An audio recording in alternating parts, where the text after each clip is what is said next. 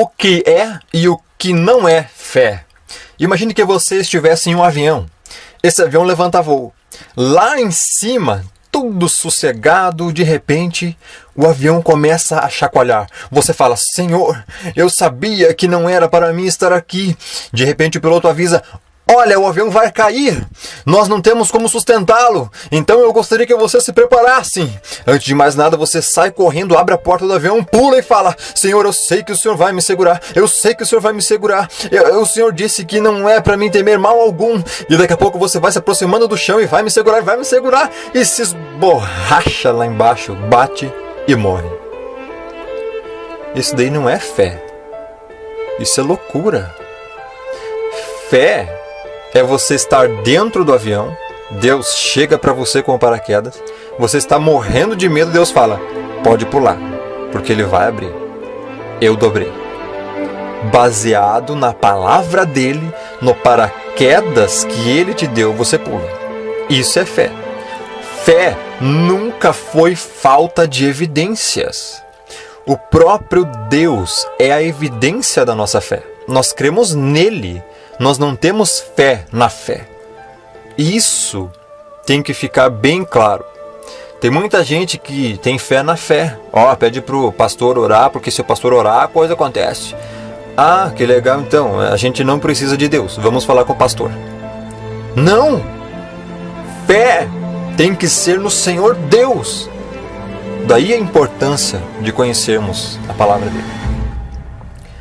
Uma vez, Jesus disse assim: cuidado com o fermento darwiniano. Você nunca leu isso nas escrituras, né? É porque lá está escrito: cuidado com o fermento dos fariseus. Mas nós temos um fermento que tem preenchido nossas vidas. Esse fermento vem com a embalagem, com um rótulo bem grande escrito: ciência. E pelo fato de ter o rótulo de ciência, você nem se preocupa de olhar o conteúdo. Você come sem se preocupar. As pessoas geralmente falam assim: não, mas a ciência é algo estabelecido. Ciência está relacionada com evidências. Então vamos analisar alguns pontos. A teoria da evolução é uma teoria naturalista. Ela está baseada na proposta de que causas naturais criaram todas as coisas, o universo e inclusive a vida. Simplesmente causas naturais e espontâneas. A melhor teoria para mostrar como isso supostamente teria acontecido é o que nós conhecemos hoje como darwinismo. Mas a minha pergunta é a seguinte: quais foram os organismos iniciais? Nós não temos nenhuma evidência. Nós só temos algumas hipóteses. Qual era a composição do oceano ou da atmosfera primitiva onde esses tais organismos teriam supostamente surgido? Nós não temos nenhuma evidência. Nós só temos algumas hipóteses. Quais seriam as condições dessa atmosfera ou desse oceano primitivo? Nós não temos nada, nenhuma evidência, apenas algumas hipóteses. Quais seriam os mecanismos que teriam feito com que essa evolução supostamente teria acontecido? Nós não temos mecanismos, nós temos apenas hipóteses. Para aqueles que acham que eu estou brincando, qual é a lei da biogênese? Somente vida pode gerar vida. Mas a evolução vai totalmente contra. Ela diz que a vida foi gerada do que não tinha vida. Todo livro de biologia começa criacionista. Vida gera vida. Depois eles tentam mostrar o contrário, mas começa desse jeito. E para aqueles que não acreditam, eu tenho duas perguntas. Se Deus não existe e não nos criou, de que forma a vida aprendeu a se autorreproduzir ou ao menos saber que havia esta necessidade? E com quem cruzou a primeira célula capaz de se reproduzir? Eu tenho aqui um relógio de pulso na minha mão. Eu poderia chegar à conclusão que esse relógio poderia ter vindo à existência por meio de processos espontâneos. Por exemplo, numa praia, poderia ter caído um raio e a areia da praia poderia ter se transformado no vidro debaixo do meu relógio. E talvez ali por perto dessa praia tivesse algumas seringueiras com um látex correndo por ali. Um vulcão e alguma coisa poderia ter acontecido e produzido a borracha, a pulseira desse relógio. E daí deveria ter muita sílica por ali espalhada pelo chão também, e obviamente mais alguns raios teriam caído por ali e produzido o mecanismo interno do relógio. E o vidro é fácil de explicar, porque o vidro está na praia, vai maré, vem maré, e foi lixando, lixando e lixando, e formou o vidro superior. Tranquilo. Eu pessoalmente acredito que esse relógio foi criado. Tem alguns que creem que ele poderia ter surgido espontaneamente. Agora, eu não sei quem fez esse relógio, não tenho a menor ideia. Mas que ele tem sinais que foi criado, isso ele tem. E são sinais detectáveis.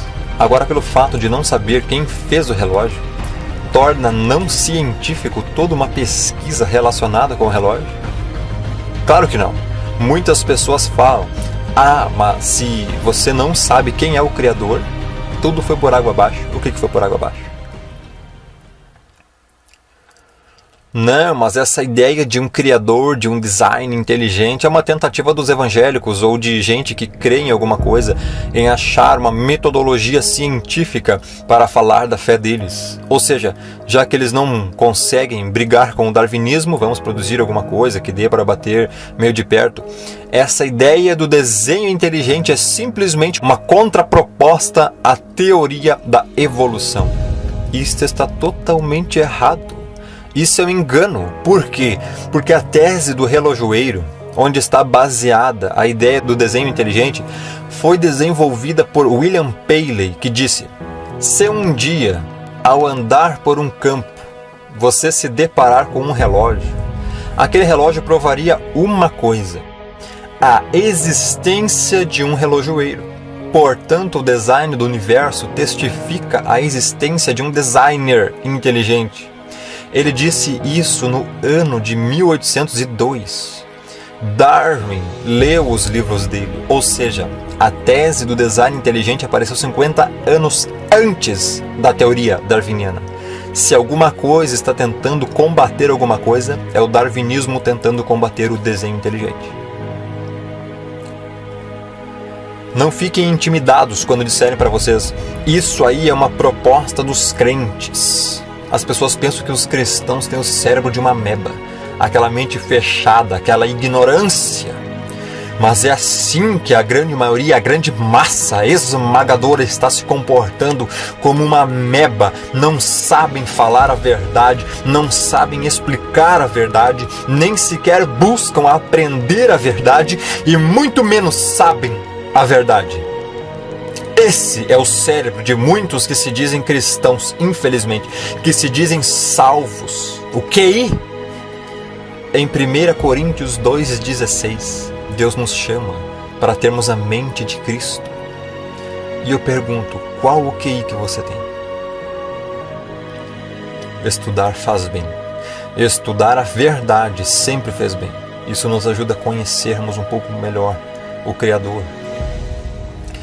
E é impressionante o que tem de gente que pensa que sabe tudo, que diz que não precisa de Deus, e até crente que quer mandar em Deus nas orações como se Deus fosse um Papai Noel que serve apenas para atender demanda de crente carnal.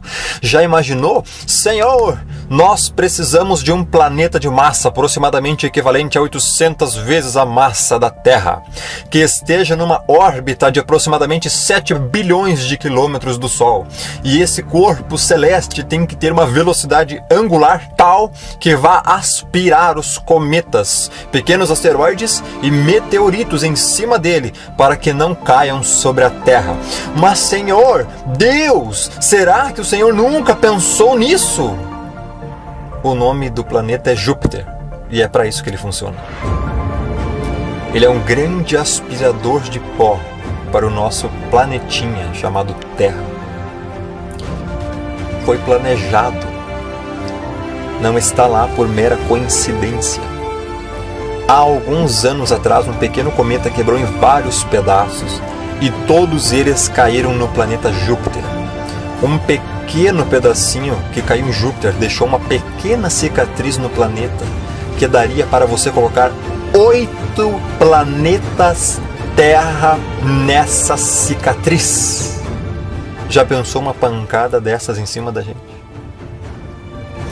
E tem gente que acha que tudo isso é por acaso, que Deus não existe, que Deus não pensou em tudo.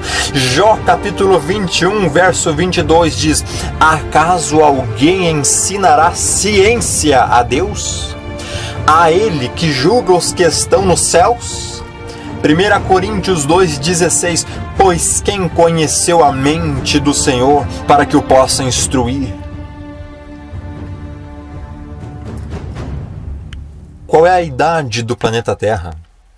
Se eu perguntar para muitos cristãos, eles vão falar mais ou menos uns 6.000 anos. Daí eu digo o seguinte: vai lá na universidade e fala isso para eles. E prova que só tem 6.000 anos. Você vai falar: não, mas isso aí é a Bíblia, eles vão ter que acreditar na Bíblia. Deixa eu te dizer uma coisa. Você sabia que dentro do granito que a gente encontra no planeta Terra, tem uns pequenos cristais de zircônio? E dentro desse cristal, alguns átomos de urânio foram depositados ali na formação do cristal. Com o passar do tempo, esses átomos de urânio se desintegram.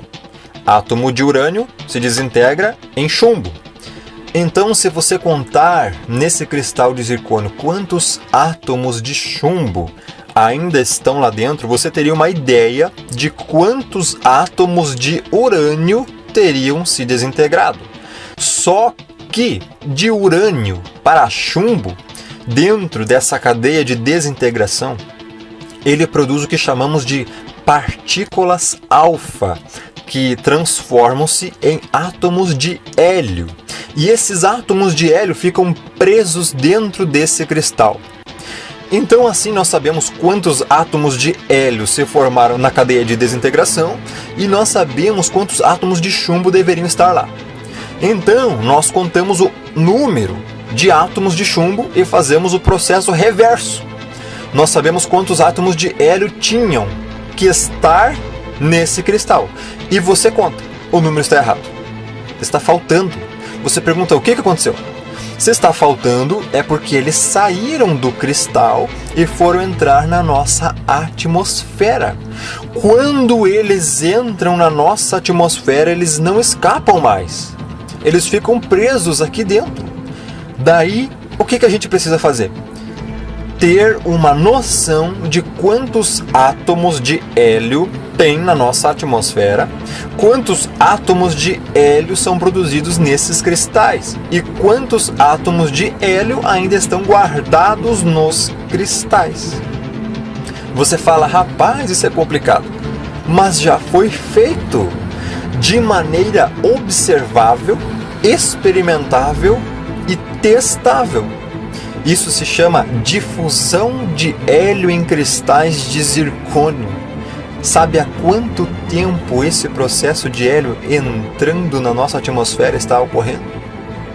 No máximo há 6.000 anos. Isso é criacionismo.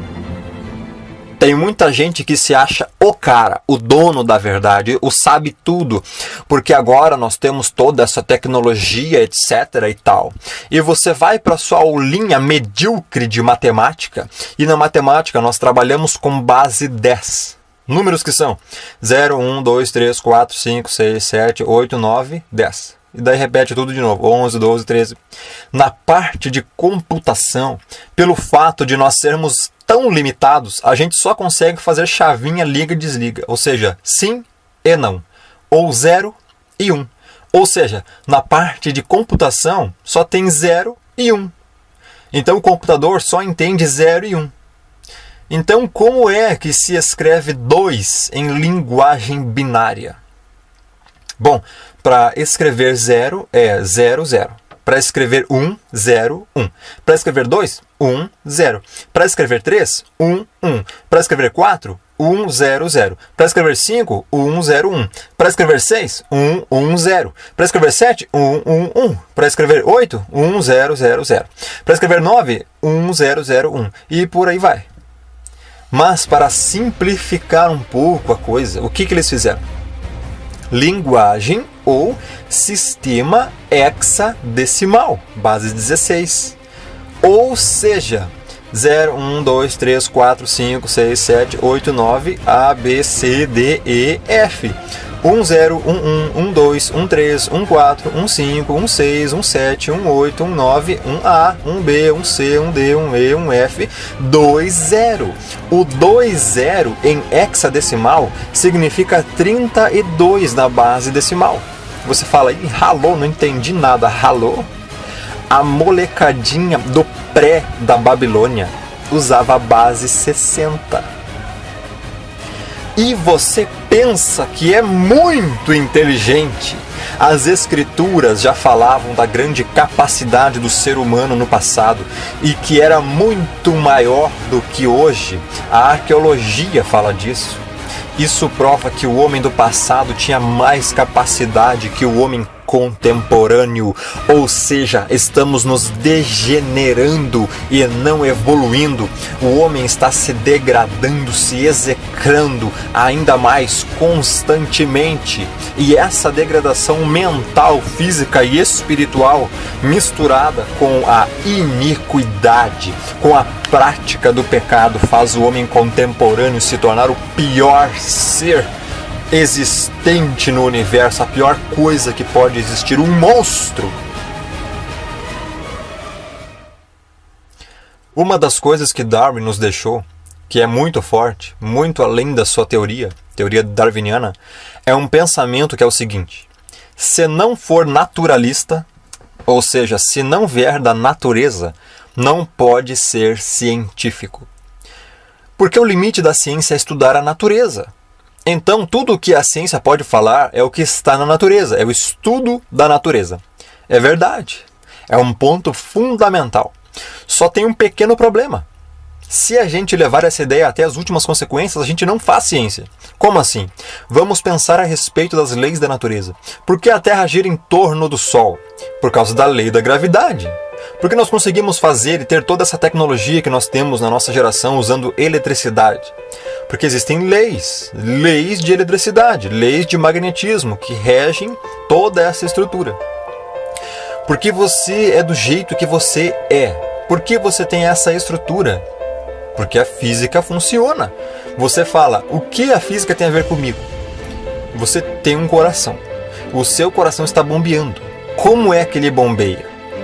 Se você já estudou sobre válvula pneumática, se você já estudou sobre sistemas hidrodinâmicos e tudo mais, você vai saber que o seu corpo é um super mecanismo nesse sentido.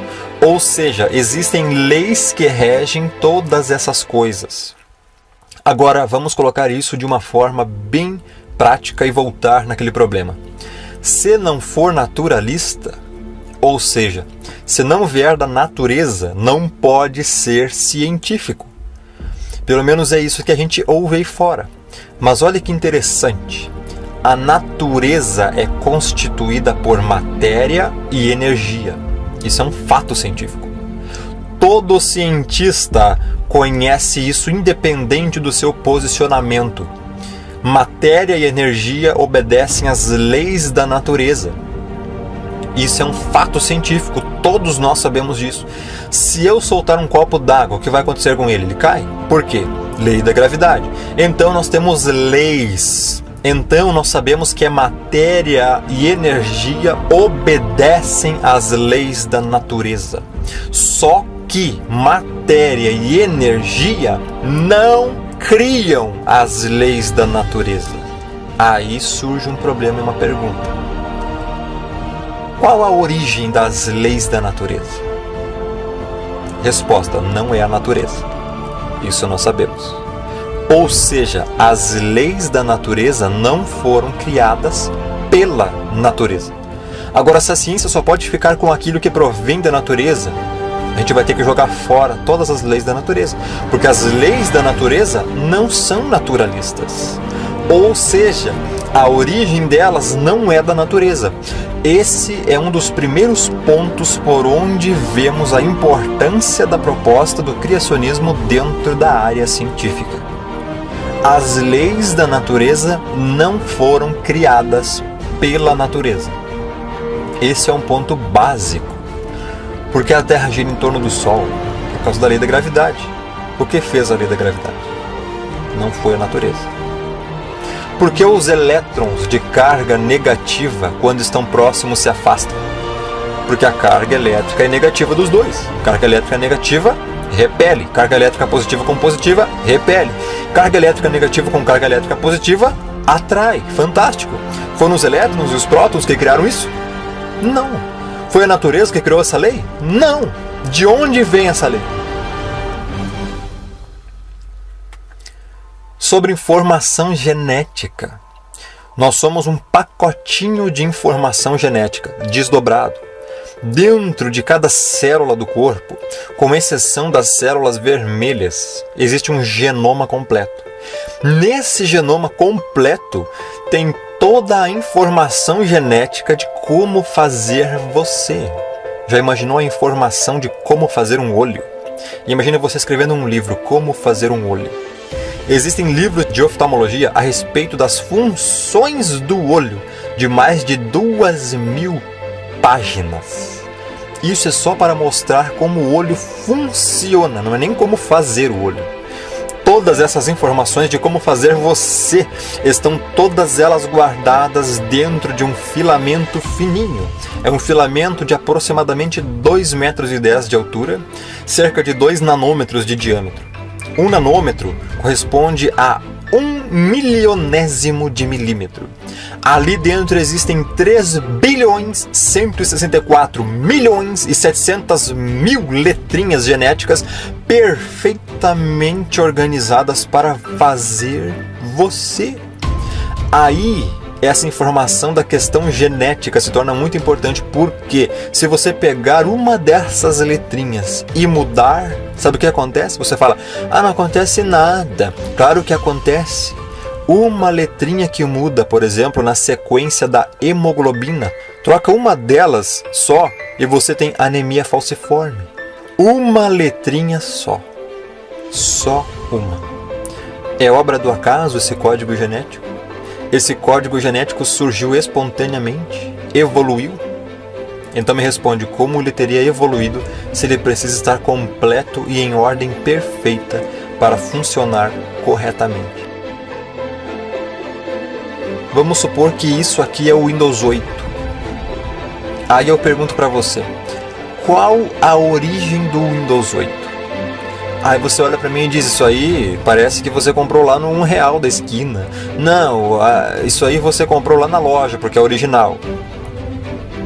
Você não respondeu minha pergunta. Eu perguntei qual a origem do Windows 8. Tá, isso aí veio da China, porque aí diz Made in China. Não, você não respondeu a minha pergunta. Eu perguntei, qual a origem do Windows 8? Qual a origem? Microsoft. Essa é a origem do Windows. Qual a origem do código que produz a vida? Nós sabemos que processos naturais não produzem códigos. Eles não produzem informação. Qual a origem da informação que produz a vida? As pessoas geralmente falam assim, não, mas é só ver o DNA. Antes de discutirmos qual a origem da vida, precisamos discutir primeiramente a origem da informação que produz vida. E essa informação está contida no DNA. Quando nós vamos para os laboratórios fazer os testes, o interessante é que ali nós conseguimos demonstrar que processos naturais não produzem informação. Isso é uma lei. Já foi estabelecido que processos naturais não produzem informação codificada. Então, qual é a origem da vida? Está baseada na informação codificada que está no DNA. Então, o que veio primeiro, o DNA ou a informação? Os dois vieram juntos, foram criados simultaneamente. Porque o DNA sem informação não serve para nada. E informação sem DNA também não produz vida. os dois juntos foram criados. E para aqueles que ainda duvidam da existência de Deus, eu deixo a seguinte pergunta: o que veio primeiro, a mensagem do DNA ou o seu portador, que é o RNA? Ou a proteína, uma vez que a produção de cada um deles requer que os outros dois já estejam presentes? Toda a criação de Deus está cheia de exemplos de grande sabedoria, de um entendimento e de uma compreensão tal que para nós foge completamente do contexto em que consigamos entendê-la. Ao contemplarmos as abelhas, nós encontramos algo muito interessante. A abelha é um ser extremamente inteligente. Você sabia que não existem escolas de abelhas? A abelha não vai para a escola para receber um certificado de voo. A abelha não faz um sistema de posicionamento GPS ou coisas parecidas. Por falar nisso, você sabe onde fica o norte? Sabia que a abelhinha já nasce com isso? As abelhinhas sabem exatamente o posicionamento delas em relação ao Sol. Tanto é que na comunidade de abelhas tem vários grupos diferentes. Cada um tem uma função. Tem um grupo de abelhas na colmeia que elas têm uma função específica. Elas saem à procura de alimento. Quando elas voltam para a colmeia, todo o povinho ali, as abelhinhas ficam em volta para saber se elas acharam alimento.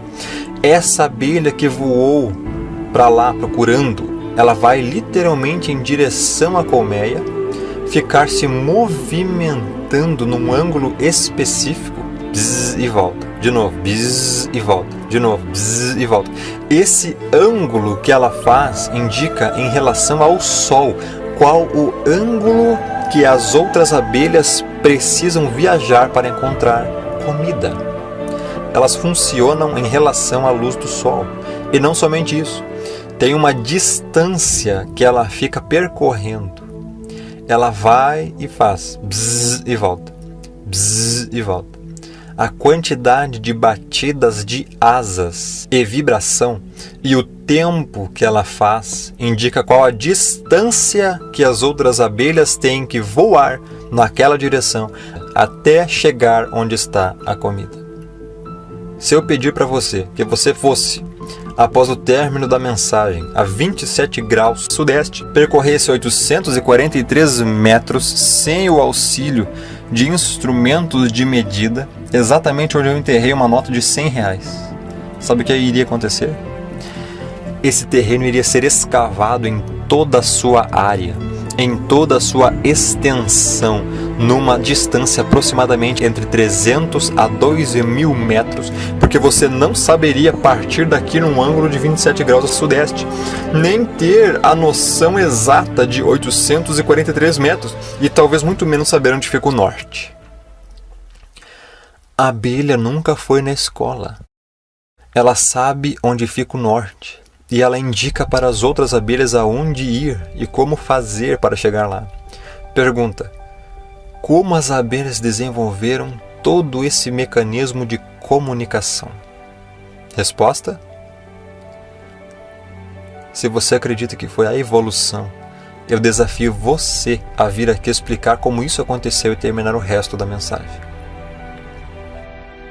As abelhas são fascinantes.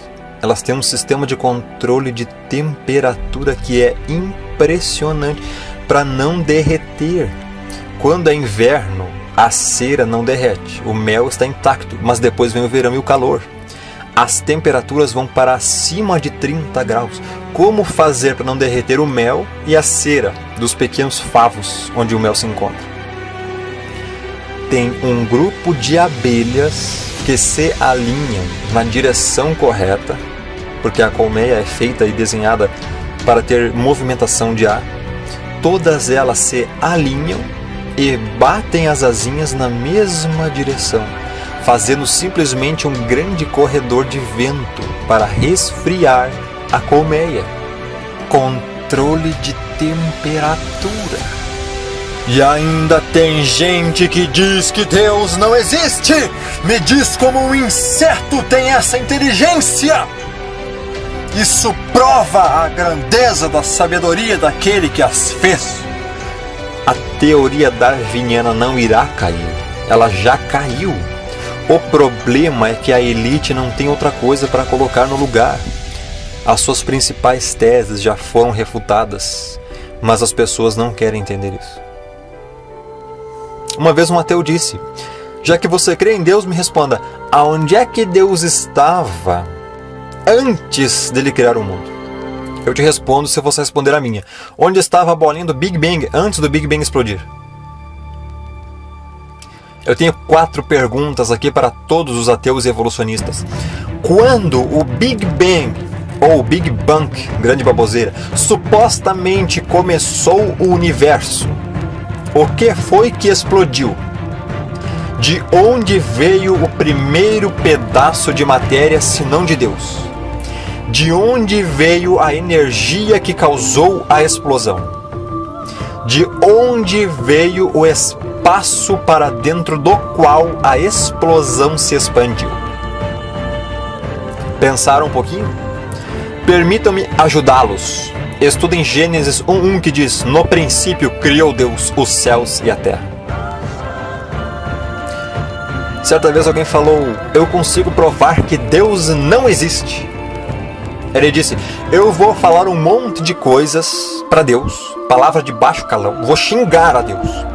E vamos ver se Deus vai jogar um raio em cima de mim.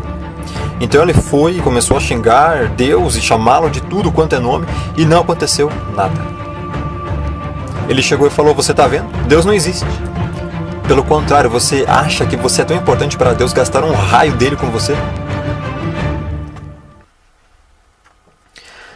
Deus usa sua demonstração de quem Ele é para aqueles que o buscam.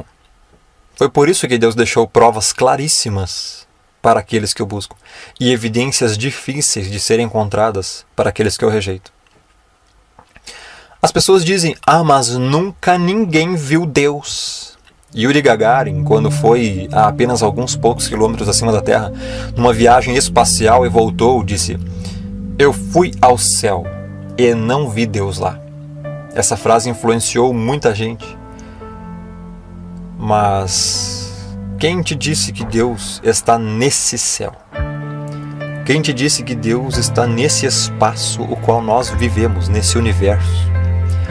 Deus é infinito. O universo não é infinito. O universo é finito. Como a gente sabe que o universo é finito?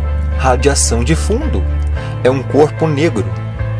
Pela ciência, ao olharmos e estudarmos, se é um corpo negro e se tem uma radiação de fundo, é porque ele tem uma parede, tem um limite até onde a coisa vai.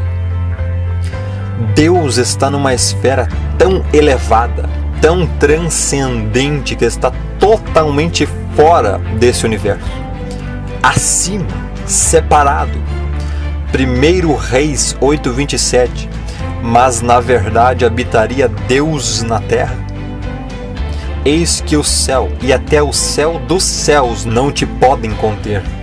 Salmo 139:6 nos ilustra isso. Tal conhecimento é maravilhoso demais para mim. É sobremodo elevado, tão alto que eu não posso atingir. Como é que você pode pensar que Deus pode ser visto nesse universo? As pessoas também dizem: mas quando Deus apareceu? A pergunta está errada, porque Deus criou o tempo. A pergunta é: quando o tempo foi criado?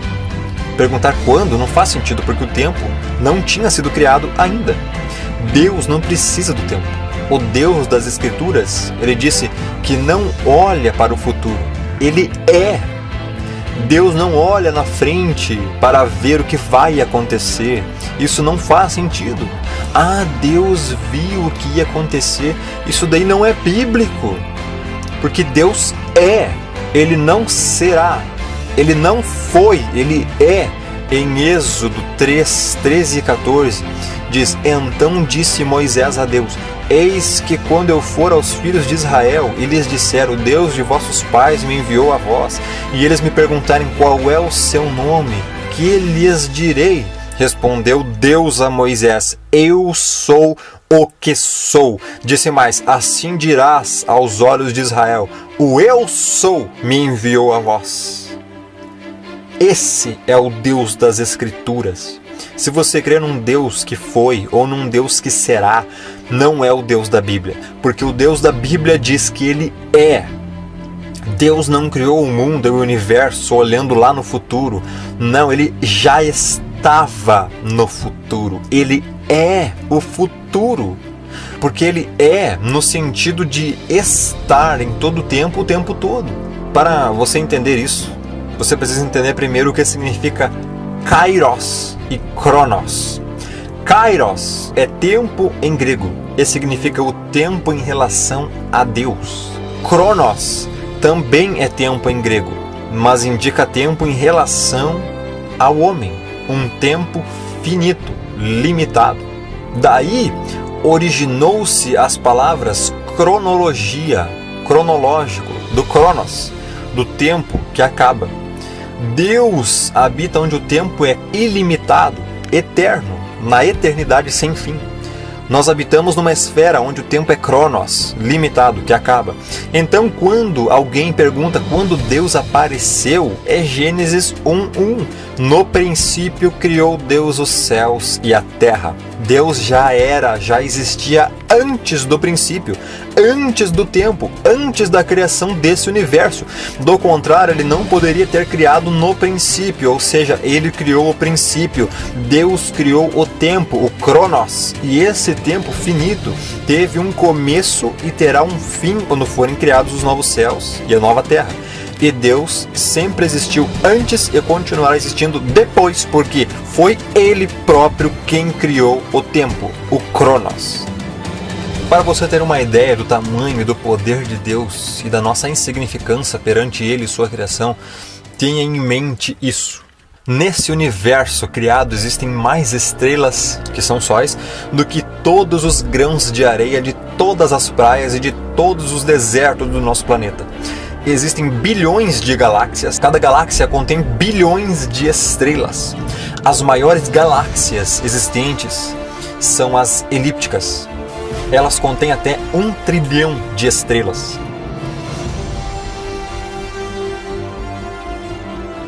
Assim, uma pergunta intrigante a se fazer é: de todas essas galáxias gigantes no universo, qual é a maior? Qual é a maior galáxia que já vimos? A resposta é esta aqui, conhecida como IC 1101. Esta galáxia está a 1 bilhão de anos-luz na constelação de Serpente. Esta é a maior galáxia do universo conhecido. Ela é enorme, tem um diâmetro de 6 milhões de anos-luz e uma massa de mais de 100 trilhões de estrelas, sendo grande parte dessa matéria na forma da misteriosa matéria escura. A IC 1101 tem mais de 50 vezes o tamanho da Via Láctea e 2.000 vezes mais massa. Se ela fosse colocada no lugar da nossa galáxia, ela engoliria a grande nuvem de Magalhães, a pequena nuvem de Magalhães, a galáxia de Andrômeda e a galáxia do Triângulo.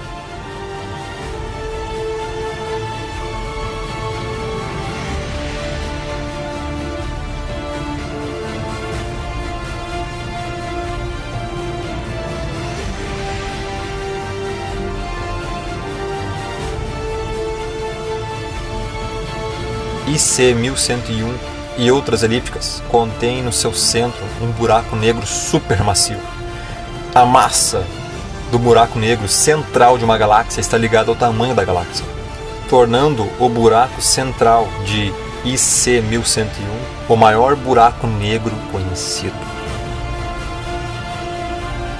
Assim como a nossa, esta galáxia está morrendo lentamente. No centro da nossa galáxia existe um buraco negro que tem uma massa 4 milhões de vezes maior do que a do nosso Sol. Buracos negros são objetos cuja gravidade é tão forte que nada, nem a luz, consegue escapar.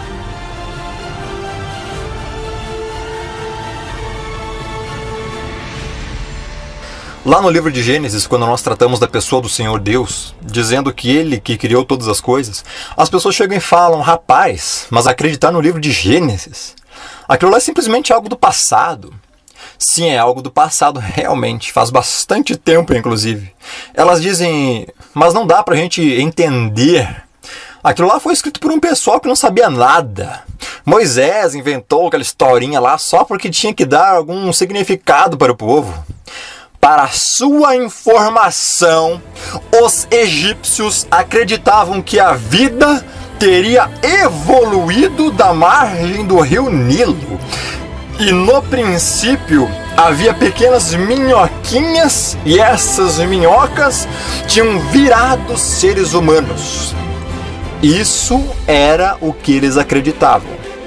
Moisés estudou no Egito, morou no Egito por 40 anos, conhecia todas essas coisas e não foi isso que ele escreveu. Ele não escreveu o que aprendeu no Egito, ele escreveu o que Deus criou. Todas as coisas completas, acabadas e perfeitas. E para quem acha que eu estou falando besteira, eu faço a seguinte pergunta: se Deus não criou todas as coisas completas e acabadas, o que evoluiu primeiro? As plantas ou os insetos que as polinizam? Uma coisa importantíssima e fundamental que devemos entender é que os criacionismos religiosos existem em várias culturas. Cada religião diz que foi o seu Deus que teria criado o mundo e o universo. As escrituras são diferentes. Por quê? Porque ela não é politeísta.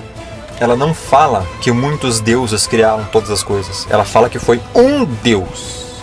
Mas ela nos diz que esse único Deus existe na pessoa do Pai, do Filho e do Espírito Santo. Ou seja, é um Deus, mas três pessoas. Aí as pessoas falam: ah, mas Jesus é um, Deus é outro, diferente e maior que Jesus, e o Espírito Santo é menor que eles. Não! Existe o Pai, o Filho e o Espírito Santo. Tanto o Pai é Deus, quanto o Filho é Deus. Tanto o Filho é Deus, quanto o Espírito Santo também é Deus. Por quê? Porque os três possuem os mesmos atributos. Os três são um único Deus. É como um triângulo, cada lado dele é triângulo. Mas um lado sozinho não é triângulo. Dois lados sozinhos não seriam um triângulo. Você precisa dos três lados. O Deus das Escrituras se revela em três em um. Esse é o Deus das Escrituras. Todos nós vivemos no tempo. E o tempo existe em passado, presente e futuro. Três em um. Se tirar um deles, não é tempo. E o passado é definido, o presente é definido e o futuro é definido. São três coisas definidas. No entanto, essas três coisas definidas nós chamamos de tempo. Nós vivemos no espaço. E o espaço possui altura, largura e profundidade. Três em um. A largura é o espaço? Não. Mas é a largura, você mede. A altura é o espaço? Não. Mas você mede. A profundidade é o espaço? Não. Mas você mede. Mas as três juntas formam o espaço. O que nós conhecemos é feito de matéria. E a base da matéria são os átomos. E os átomos são constituídos de prótons, nêutrons e elétrons. Três em um. Quando você estuda a matéria de uma forma geral, ela sempre se apresenta em sólido, líquido ou gasoso. Quando você estuda a base do funcionamento dos seres vivos, você tem DNA, RNA e proteínas. Quando você estuda a maneira como a codificação genética é feita, são sempre três: nucleotídeos. Quando você estuda música, você estuda melodia, harmonia e ritmo. A característica da natureza é três em um. Agora deixe-me fazer uma pergunta científica, intelectual, usando conhecimento científico e a sua capacidade de raciocinar.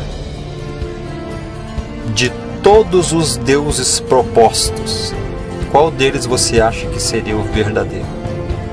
Quem criou o mundo, o universo e o homem não foram Izanagi e Izanami do shintoísmo, não foi Brahma, Vishvakarma do hinduísmo, não foram os Devas, não foi Apukontix e Viracocha da mitologia inca, Pangu da mitologia chinesa, Zeus da mitologia grega, Gadu, Jabulon da maçonaria, Alá do criacionismo islâmico, Horus, Osíris do Egito, não foi Moloque, Belmarduk, Satanás, nem Baal dos carnais, nem Mamon dos que cultuam as riquezas, nem Glu-Glu Balabalá dos neopentecostais, muito menos o Homo sapiens, e muito menos o que o Homo sapiens fez com o próprio ventre, porque todos esses são deuses falsos e mortos.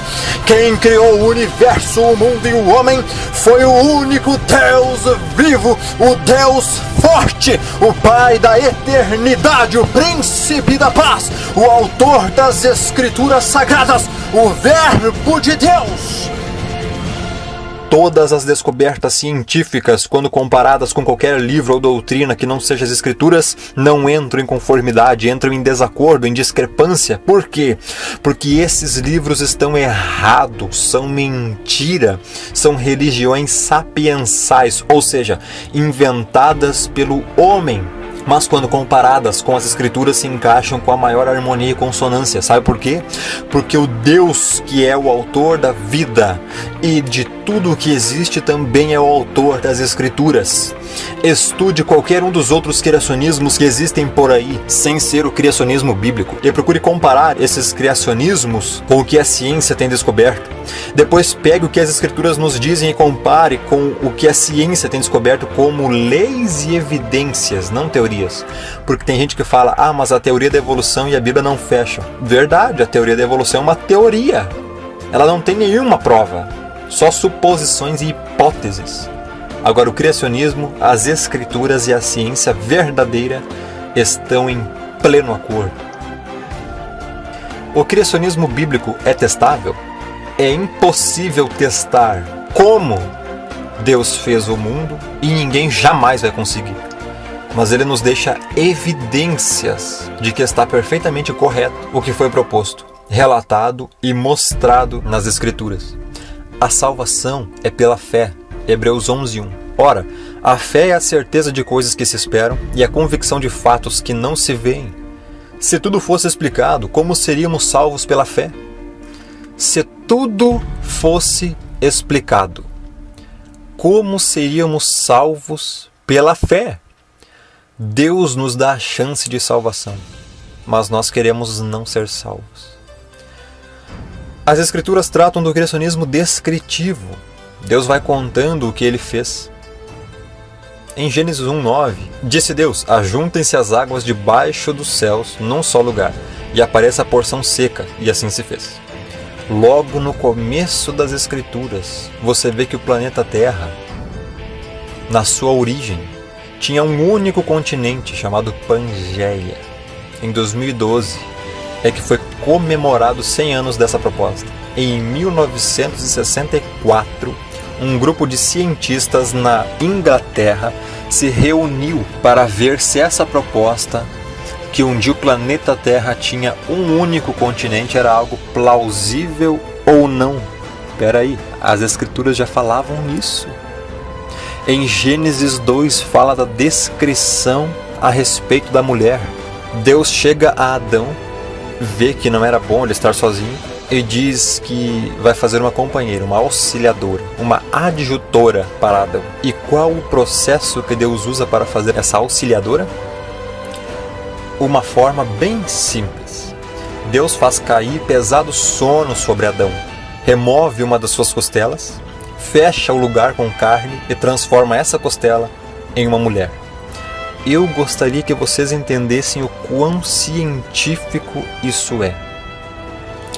Deus fez cair pesado sono sobre o homem e ele adormece. Isso é anestesia geral. Adão iria ser operado, Deus estava preparando o paciente. Depois ele pega uma das suas costelas. Por que a costela? Porque na costela existe medula óssea vermelha, que é onde nós encontramos célula-tronco. Se você vai clonar alguém, é dali que você tem que tirar. Não vai tirar de fio de cabelo, não vai tirar de unha do dedo da mão. Ele tira da costela, porque é o lugar mais próximo da superfície. E aí Deus encerra a cirurgia como? Fecha o lugar com carne. Isso é o quê? Cirurgia plástica. Depois Deus pega e transforma esse material genético que havia retirado de Adão em uma mulher. O que existe de problemático em clonagem e engenharia genética? Quando nós estudamos os primeiros capítulos de Gênesis, todos eles são científicos. E se eu te disser que toda a raça humana veio de um único casal, você acreditaria? Aí você diz, mas existe uma grande variedade. A genética molecular, através de estudos do DNA mitocondrial, mostra que todos vieram de uma única mulher. Estudos que foram realizados no ano de 1987 pela doutora Rebecca Kahn e equipe da Universidade da Califórnia, campus de Berkeley, tiveram um resultado muito interessante. Ela pegou o DNA mitocondrial. O DNA mitocondrial é algo que é passado de uma geração para outra só pela mãe, não é passado pelo pai. Você tem o DNA mitocondrial da sua mãe, não tem o do seu pai. Eu tenho o da minha mãe também. Então, se pegarmos o DNA mitocondrial de todas as pessoas, o que nós temos? A resposta é simples. Um DNA que é exatamente igual. Isso significa o quê? Se o meu DNA é igual ao seu, e o meu DNA veio de uma antepassada, e o seu também, isso significa que todos viemos de uma única e mesma mulher. Essa é a conclusão que a ciência já chegou. E não somente isso. A ciência também chegou à conclusão que essa mulher teria vivido entre 6.000 a 6.500 anos atrás. Onde que foi publicado isso? No panfleto de evangelização sobre o estudo bíblico? Não. Numa publicação científica chamada Trends in Ecology and Evolution. As escrituras já falavam isso há mais de 4.000 anos no livro de Gênesis. Mas isso não é possível. Olha a variedade que nós somos. Deixe-me pegar apenas uma delas para estudarmos. Vamos pegar a cor da nossa pele. Vamos supor que o pai tem esse material genético e a mãe tem aquele material genético. Então o filho nasceria com uma combinação de material genético, ou seja, ele vai pegar uma carga do pai e uma da mãe. Ele poderia ter pego a combinação emão, ou a combinação emão-eminho. Ou a combinação eminho-emão, ou a combinação eminho-eminho. Se nós pegarmos, por exemplo, o negro, ele tem o emão-emão. O branco tem o eminho-eminho. E essa cor do meio é uma junção do emão-eminho. E a pergunta é essa: qual seria a cor de Adão e Eva? Se Adão e Eva fossem negros, todos os habitantes do planeta seriam negros também. Por quê? Porque a gente só teria carga genética emão-emão. E se Adão e Eva fossem brancos, todos os habitantes também seriam brancos, porque a carga genética seria só eminho-eminho. Então, Adão e Eva teriam que ser emão-eminho. Você fala, como é que você sabe? Porque isso daí produziria toda a variedade. Biblicamente, cientificamente, qual seria a cor de Adão e Eva? Eles não seriam negros nem brancos. Eles não seriam esses dois extremos. Mas eles já foram criados com toda a informação genética para produzir toda essa variedade. Só que tem uma coisa, essa variedade é limitada.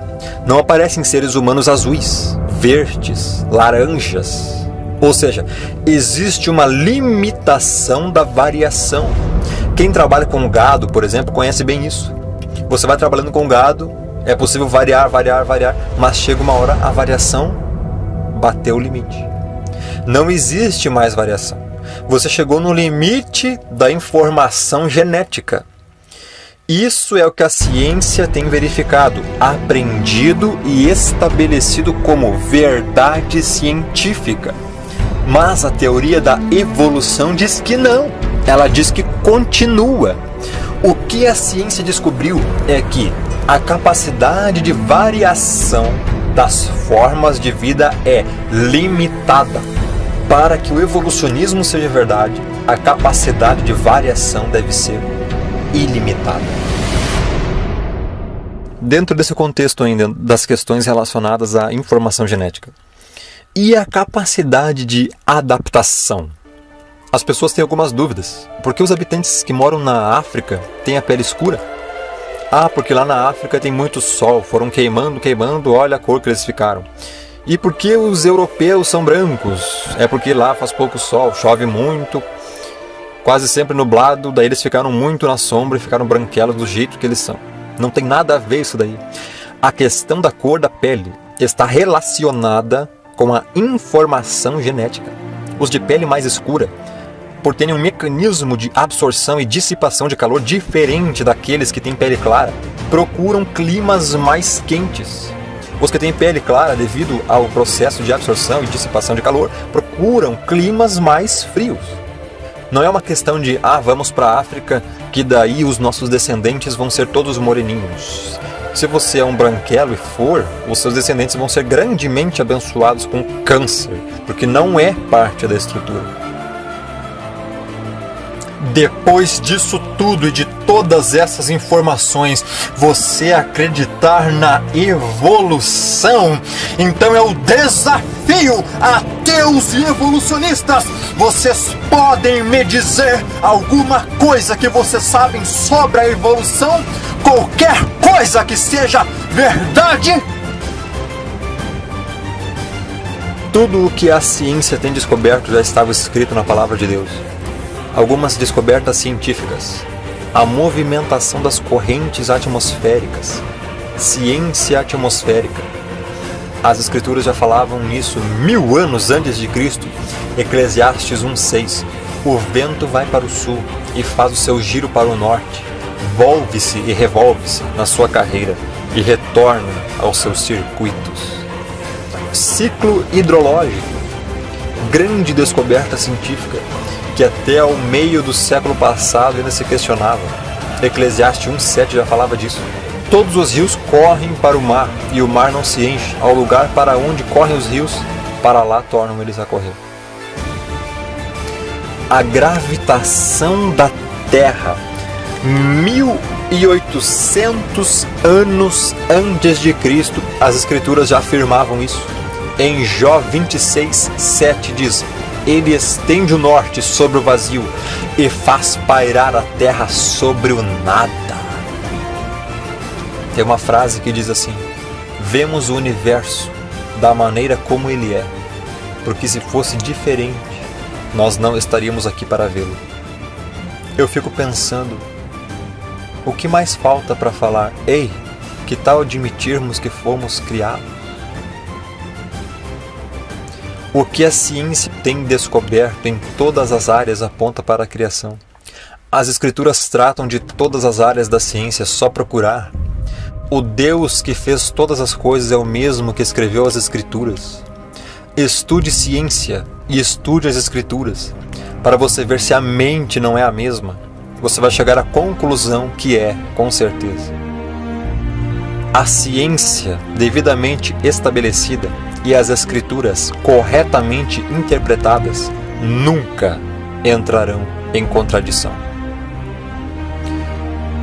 Ciência e fé se misturam sem a menor sombra de dúvidas.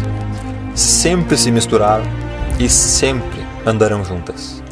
A diferença entre uma boa ciência e uma ciência ruim é apenas uma: a fé do pesquisador. Depois de tudo isso, depois de todas essas evidências testáveis, observáveis, depois de toda essa explanação, você diz: eu continuo não acreditando em Deus. Você não conseguiu me convencer que Ele existe e nos criou. Primeiro, quem convence não sou eu, é o Espírito Santo. E se Ele não te convenceu é porque o teu lugar vai ser o inferno. Segundo, eu tenho um texto para você. Provérbios capítulo 19, verso 29. Preparados estão os juízos para os escarnecedores e os açoites para as costas dos tolos. A maior tolice, ignorância e estupidez é não acreditar que Deus existe. A maior palermice é não servi-lo. Os satanistas, os ocultistas, os maçons sabem que existe um mundo espiritual e que nesse mundo existem entidades espirituais, demônios, os quais lhes concedem poder e riquezas. Eles têm contato com eles. E você, um pobre coitado, miserável e cego que vive dentro de uma Matrix, pensa que não existe um ser superior? Então me responde o que esses satanistas estão fazendo e ganhando dinheiro com isso que eles estão fazendo e poder. Deixa de ser ignorante! Abra os seus olhos! Não confie muito no seu cérebro! Ele é caído! Não acredite no que os outros te dizem! Acredite no que as escrituras dizem! Escute o que Deus está te dizendo! Você precisa ter fé! Sem fé é impossível agradar a Deus. E a fé sem obras é morta. Se você não crer, você não pode ser salvo. Só que tem uma coisa: não basta apenas crer. Crer, do hebraico, aman, significa permanecer firme e fiel. Do grego, pisteu, significa depositar toda a confiança em. Existem demônios que diante de Deus têm melhor postura do que a maioria dos seres humanos desse planeta, porque os demônios creem que há um Deus só, e eles o temem e tremem. E tem gente, principalmente os que se dizem cristãos, que não teme e nem treme diante de Deus. Tiago 2,19 diz: Tu crês que há um Deus só? Fazes bem. Os demônios também creem e tremem. Crer na existência de Deus simplesmente te qualifica a ser um demônio. Não confunda acreditar em Deus e conhecê-lo em confiar em Deus e permanecer fiel a Ele. Você diz: eu confio em Deus e permaneço fiel a Ele. Aquele que diz que permanece nele também deve andar como ele andou, diz 1 João 2,6. Você anda como o Filho de Deus andou nessa terra? Então você não confia em Deus e não permanece fiel a Ele. Tem muita coisa que a gente poderia falar, mas eu gostaria que com esses pequenos exemplos vocês pudessem pensar um pouquinho a respeito do Criador que fez você. Eu gostaria que vocês ficassem admirados com o Criador. Todas essas coisas são parte da sua criação. Só o Criador, o Senhor dos Exércitos, o Deus das Escrituras, é aquele que deve receber da nossa parte toda a honra, toda a glória e todo o louvor, pelos séculos dos séculos, por toda a eternidade. Apocalipse 4:11 diz: Tu é digno, Senhor e Deus nosso, de receber a glória, a honra e o poder, porque Tu criaste todas as coisas e por Tua vontade vieram a existir e foram criadas. Are you the king of the Jews? Does this question come from you? Or have others told you about me?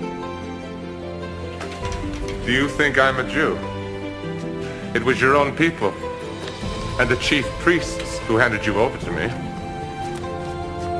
What have you done? My kingdom does not belong to this world. If my kingdom belonged to this world, my followers would fight to keep me from being handed over to the Jewish authorities. No. My kingdom does not belong here. Are you a king then? You say that I am a king. I was born and came into the world for this one purpose. Em João 18:38, quando o Filho de Deus estava perante Pilatos, sendo julgado, Pilatos fez uma pergunta muito interessante para o Senhor.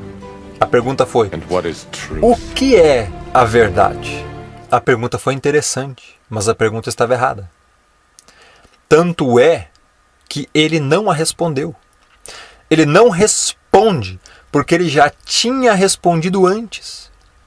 Como ele respondeu? João 8, 32 a 36. E conhecereis a verdade, e a verdade vos libertará. Todo o que comete pecado é escravo do pecado. Se, pois, o Filho vos libertar, verdadeiramente sereis livres. Ele orou dessa forma em João 17:17. Santifica-os na verdade. A tua palavra é a verdade. Que verdade é essa que liberta? Que palavra é essa que liberta? O Filho de Deus, o fiel e verdadeiro, coloca isso de uma forma muito bonita. Em João 14:6 ele diz: eu sou o caminho, a verdade e a vida. Eu quero dizer para vocês que verdade não é um conceito, verdade não é uma evidência, verdade é uma pessoa, e tudo o que essa pessoa diz é verdadeiro, tudo o que essa pessoa pensa é verdadeiro, tudo o que essa pessoa faz é verdadeiro, e é possível conhecê-lo ainda. A verdade tem nome, é uma pessoa, o Verbo de Deus, o Rei dos Reis e o Senhor dos Senhores. Nós vivemos num mundo que não acredita e muito menos confia na verdade. Deixa eu fazer uma pergunta. Se não formos nós para falar para eles a verdade, quem? E se não for agora, quando? Jó, capítulo 38. Onde é que você estava quando criei o mundo? Se você é tão inteligente, explique isso. Você sabe quem resolveu qual seria o tamanho do mundo e quem foi que fez as suas medições? Em cima de que estão firmadas as colunas que sustentam a terra? Quem foi que assentou a pedra principal do alicerce do mundo? Quando o mar jorrou do ventre da terra, quem foi que fechou os portões para segurá-lo? Fui eu que cobri o mar com as nuvens e o envolvi com a escuridão. Marquei os seus limites e fechei com trancas as suas portas. E eu lhe disse: você chegará até este ponto e daqui não passará. As suas altas ondas pararão aqui. Alguma vez na sua vida você ordenou que viesse a madrugada e assim começasse um novo dia? Você tem alguma ideia de onde vem a luz e qual é a origem da escuridão? Você sabe mostrar a elas até onde devem chegar e depois fazer com que voltem outra vez ao ponto de partida? Responda, se é que você sabe tudo isso. Você deve saber, pois já é grande o número dos teus dias e já havia nascido quando o mundo foi criado. Você alguma vez visitou os depósitos onde eu guardo a neve e as chuvas de pedra que ficam reservadas para tempos de sofrimento e para dias de lutas e de guerras? Você já esteve no lugar onde nasce o sol ou no ponto onde começa a soprar o vento leste? Será que você pode amarrar com uma corda as estrelas do céu? Você conhece as leis que governam o céu e sabe como devem ser aplicadas na terra? Será que a sua voz pode chegar até as nuvens e mandar que caia tanta chuva que você fique coberto por um dilúvio? Você pode fazer com que os raios apareçam e venham dizer-lhe: estamos às suas ordens. Jó, capítulo 39. A avestruz põe os seus ovos no chão para que a areia quente os faça chocar. Ela nem pensa que alguém vai pisá-los ou que algum animal selvagem pode esmagá-los. Ela age como se os ovos não fossem seus e não se importa que os seus esforços fiquem perdidos. Fui eu que a fiz assim, sem juízo, e não lhe dei sabedoria. Porém, quando ela corre, corre tão depressa que zomba de qualquer cavalo e cavaleiro. É você que ensina o gavião a voar e abrir as asas no seu voo para o sul? Será que a águia espera que você dê ordem a fim de que ela faça o seu ninho lá no cume das rochas? Jó, capítulo 40. Deus disse: Você desafiou a mim, o Deus Todo-Poderoso. Vai desistir ou vai me dar uma resposta? Mostre agora que é valente e responda as perguntas que lhe vou fazer. Será que você está querendo provar que sou injusto? Que eu sou culpado e você é inocente? Será que a tua força pode ser comparada com a minha? Será que você pode trovejar com voz tão forte como eu? Se você pode, então orna-te, pois, de excelência, dignidade e grandeza, e veste-te de majestade, glória e esplendor.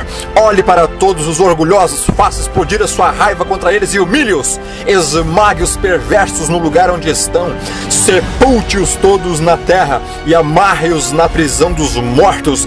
Se você fizer isso, eu serei o primeiro a reconhecer que você venceu pelas suas próprias forças. Agora, se você não pode fazer isso, reconheça que você esteve errado esse tempo todo e que foi Deus, o único e verdadeiro Deus, o Senhor dos exércitos, o Rei da glória, que fez você e tudo que está aí diante dos nossos olhos, e que se cumpra em você o que está em Jó, capítulo 40 e capítulo 42. Eu não valho nada que posso responder. Prefiro ficar calado. Já falei mais do que devia e agora não tenho nada para dizer.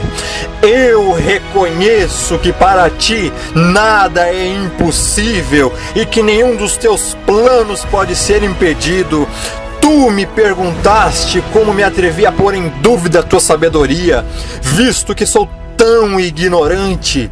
É que falei de coisas que não compreendia, coisas que eram maravilhosas demais para mim e que eu não podia entender. Tu me mandaste escutar o que estavas dizendo e responder às tuas perguntas. Antes eu te conhecia só de ouvir falar, mas agora eu te vejo com os meus próprios olhos. Por isso, estou envergonhado de tudo que eu disse e me arrependo e de joelhos aqui no chão. Que você diga essas palavras, que se cumpram em você essas palavras.